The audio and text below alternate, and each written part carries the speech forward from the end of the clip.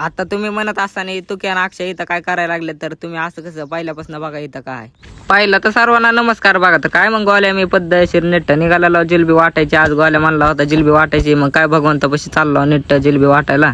मग काय पद्धतशीर नेट आलो की गोल्या गेला मंदिरात मस्त बॉक्स बिक्स घेऊन. गोल्याला म्हणलं जा पुढे, तर आलोच मी मागणं ब्लॉग शूट करत. तर काय मग आतमध्ये गेल्यानंतर बघू. मग काय इथं आल्या बॉक्स बिक्स ओपन केले. गोल्याला म्हणलं वाट पाटापाटा, तर इथं मस्त जेवाय बसलेले माणसं पद्धतशीर. गोल्याला म्हणलं घे उरकून पटकन आपण बी बसू.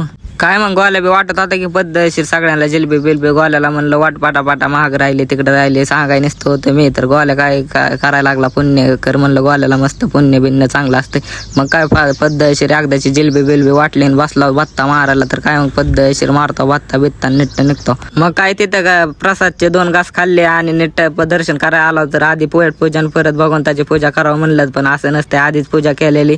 त्याच्यामुळे डबल एकदा पाया पडाय आलो. पद्धतशीर पाया बिया पडतो. तुम्हाला मूर्ती बघायची असली तर आतमध्ये बघू शकता तुम्ही.